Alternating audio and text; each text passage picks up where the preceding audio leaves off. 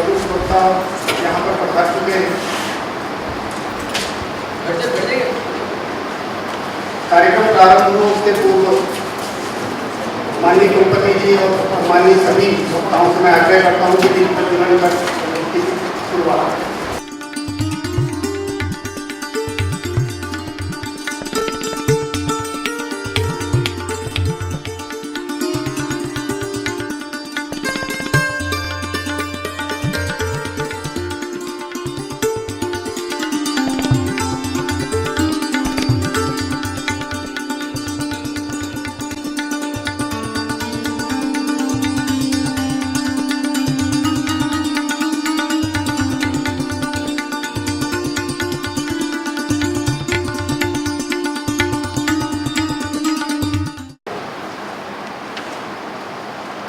आज आवश्यकता इस बात की है कि हमारा ज्ञान जो शास्त्रों में दबा हुआ है उस ज्ञान को हम किस प्रकार से प्रकट कर हम छात्रों तक और शिक्षकों तक पहुंचाएं। और इस दृष्टि से कई लोग अपने अपने स्तर पर काम करते हैं। जैसा भी प्रयासी ने बताया कि प्राइड ऑफ इंडिया जो पुस्तक है उसमें कई जानकारी इसमें दी हुई। ये चारों जो विद्वान यहाँ बैठे हैं इन्होंने अपने अपने क्षेत्र में काम किया। प्रथम सत्र के मुख्य वक्ता के नाते डॉक्टर चंद्रगुप्त श्रीधर वर्णिकर जी को संगणकीय संस्कृतम विषय पर प्रबंधन के लिए मैं यहाँ पर आमंत्रित करता। विज्ञान मालिका प्रायः सार्धद्विशतपूर्वं प्राधान्येन पाश्चात्येषु देशेषु प्रारब्धा अद्य यावत् तस्य विकासः देशविदेशेषु सर्वत्र प्रवर्तते। अस्यां विज्ञानोपकरणमालिकायाम् एकं नवविकसितपुष्परूपेण विकसति तत् आधुनिकं संगणकयन्त्रम् and it is transparent for a particular wavelength between 2 to 8.33 micron wavelengths. तो ऐसे which is beneficial for human beings.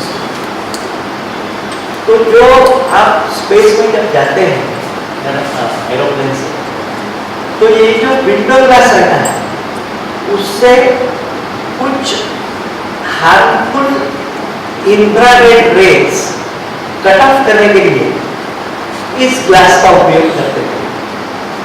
कुछ बातें पेटेंट और इसमें कुछ स्किल्स रहते हैं इम्पैक्ट। ये सब पढ़ने के बाद भी इतना मैं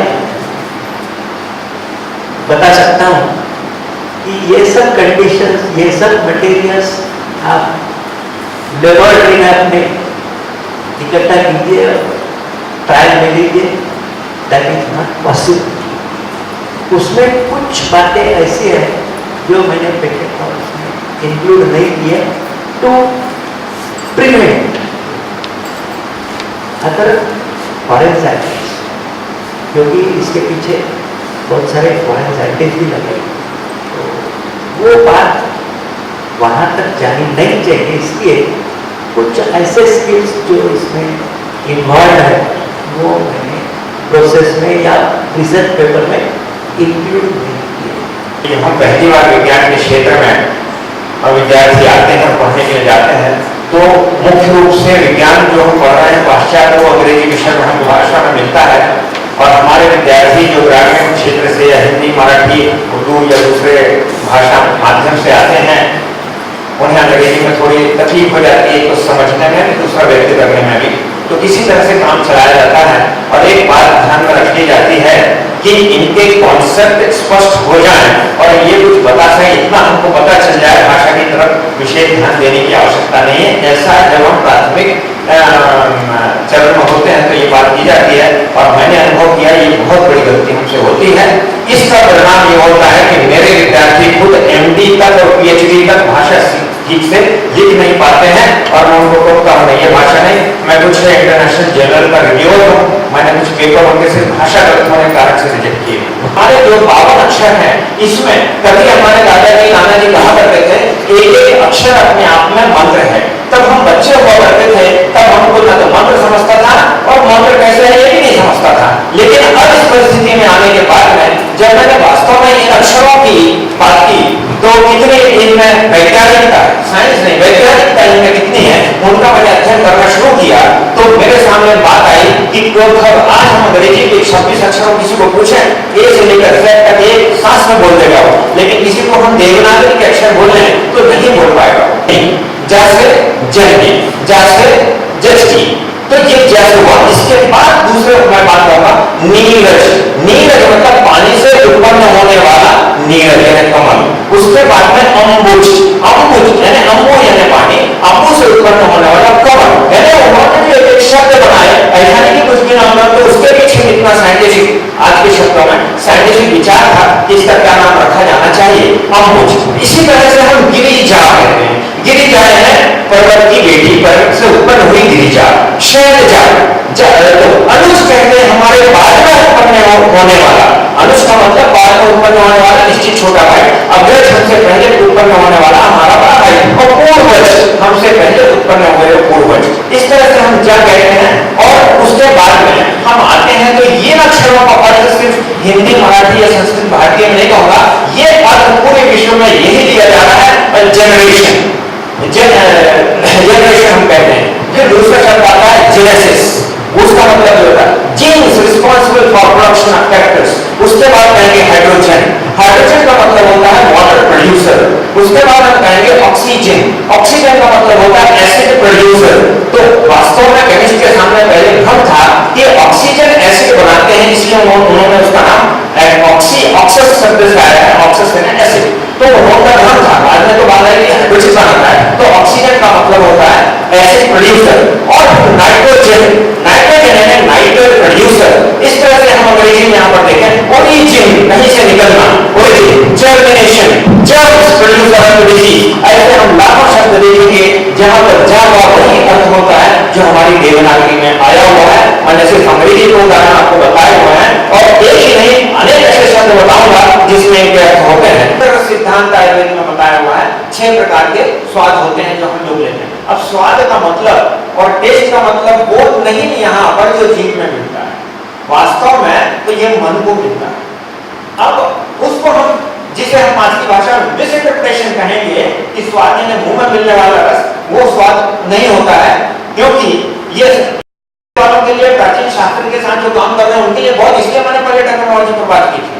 अब वो चीज यहाँ पर आती है और एक टर्म और बताऊंगा आपको कि उनका आज के साइंस में तो कहीं बैठते नहीं, उसकी क्षमता ही नहीं वहां तक पहुंचने की। तो यहाँ पर मधुर रस अगर हमने कहा 6 प्रकार के हैं, मधुर, अम्ल, लवण, कटु, तिक्त, कषाय, ये 6 हैं। परंतु आधुनिक विज्ञान में, आधुनिक शब्द जोड़ रहा हूँ, इसे साइंस कहते हैं। इस साइंस में 4 टेस्ट की ही बात की गई, 6 की नहीं की गई। और हमारा शास्त्र 6 की बात करता है। तो 4 की बात इसलिए की गई है कि जब हम जिह्वा की एनाटॉमी पढ़ते हैं तो उसमें 4 ही प्रकार के टेस्ट बर्ड मिलते हैं। सकते हैं कि मिट्टी के घड़े में सबसे पहले नीचे तांबे की पट्टियाँ रखी, उस पर वायर जोड़ी, उसके बाद में लकड़ी का भूसा जो मिला करके रखा हुआ है, उसके ऊपर जिंक यानी जस्त के टुकड़े डाले हुए हैं, उसके ऊपर थोड़ा मर्क्यूरी मिलाया हुआ है और उससे ये बैटरी का सेट हो गया। ये 1.1 वोल्ट तैयार करता है। फिजिकल केमिस्ट्री करती है उसमें कितना वोल्टेज आए, लेकिन उसकी करंट कैपेसिटी कितनी हो वो उसकी अभियांत्रिकी तय करती है। करंट कैपेसिटी चाहे जितनी भी आप बढ़ा सकते हैं। अगर की संहिता ये ईसा 1400 की संहिता है और उसमें इस प्रकार का वर्णन संस्कृत में आने के बाद ऐसा सेल तैयार किया जा सकता है। ये एक प्रकार का प्रूफ है कि वहाँ पर लिखी हुई जो बात है वो असत्य नहीं है, काल्पनिक नहीं है। माइक्रोसाइक्लिंग ऑफ सिल्वर और कॉपर पार्टिकल्स, शिल्प शास्त्र कला, मकरंदा की कृति, विनोदवती ने बताया। परफ्यूज फ्रॉम बृहद संहिता, इसके ऊपर तो सारा पेटेंट्स तक लोग पहुंच गए। स्पेक्ट्रोमीटर, भांत प्रमाप का यंत्र पर विश्वबोधनी, विनोदवती ने जिस कांच का वर्णन किया वह कांच इस भांत प्रमाप के यंत्र में पेट्रोमीटर में लगी हुई है, उसका मॉडल वो भी बना। फिर कुकुम्बर एंड सॉइल डीप पेस्टिसाइडर, जिससे आप थोड़ी सी टिप्पणी आवश्यक है कि किताबों में लिखा है कि महिलाएं जानती है, पुरुषों को तो सिर्फ किताबों से पढ़ना पड़ता है कि महिला क्या जानती है, बताती तो है कि यदि रोटी बनाने के पहले आटे में ककड़ी का रस गिर गया तो उसकी रोटी नहीं बनती, उसका तो पराठे बनाना पड़ता है। क्या कभी उन्होंने आपको बताया नहीं? करती हो क्या? हमने किताबों में पढ़ा, मट्टी में प्रयोग किया तो उस मट्टी में भी वही गुणधर्म है कि मट्टी में ककड़ी का रस डालने से वो पोरस बनती है, उसका गीला होने के कारण उसकी फैलाव और सूखने के कारण उसका आकुंचन ये पूरा बंद हो जाता है। ऐसी मिट्टी बनाकर इमारतों के फाउंडेशन में डाली जा सकती है, जिससे उसका लाइफ बढ़ सकता है।